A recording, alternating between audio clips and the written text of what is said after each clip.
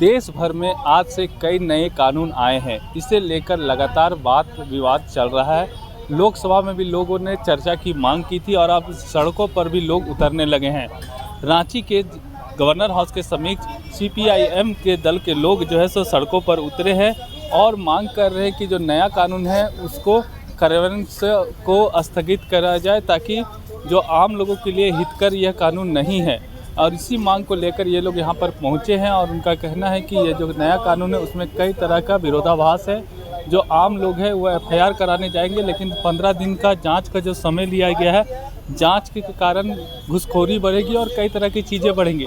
इसे लेकर इनके नेता ने क्या कुछ कहा, आइए आपको सुनाते हैं। विरोध हो रहा है। पहली बात तो कानून को जिस तरह से पारित किया गया था, उस समय आपको याद होगा कि संसद में तमाम विपक्षी सांसदों को निलंबित करके बिना किसी बहस इसको पारित कर दिया गया। और ये जो कानून पारित किया गया ये कहते हुए कि हम आज़ाद हिंदुस्तान में औपनिवेशिक कानूनों को ख़त्म कर रहे हैं, ये बिल्कुल एक झूठी बात है। कि जो पुराने कानून थे, पुराने कानून के ही 80% से ज़्यादा धाराओं को इसमें शामिल किया गया। लेकिन पुराने कानून में जो भी हमारे पास नागरिकों के पास कुछ सुरक्षात्मक उनके पास पहलू थे, वो ख़त्म हो रहा है। कानून का और ख़तरनाक बना दिया गया। इससे हिंदुस्तान एक पुलिस राज में तब्दील हो जाएगा।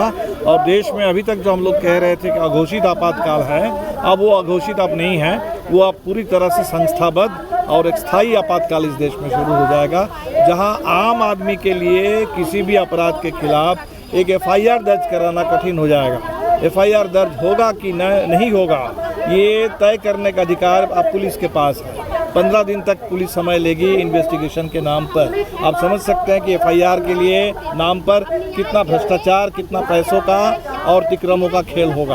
और दूसरी तरफ जो कहा गया कि इस देश में अब राजद्रोह जैसा कानून नहीं होगा, लेकिन किसी भी विरोध की आवाज़ को, जो सरकार की आलोचना करने वाली आवाज़ है, उसको सरकार के बजाय देश विरोधी आवाज़ बता करके जेल में डालना सरकारों के लिए बिल्कुल आसान हो जाएगा। इसीलिए लोकतंत्र के लिए खतरे की घंटी है, इस देश के आम नागरिकों की आज़ादी के लिए खतरे की घंटी है। और राज्य इतना ताकतवर हो जाएगा कि वहाँ बिल्कुल एक पुलिस के पास संपूर्ण ताकत हो जाएगी देश में।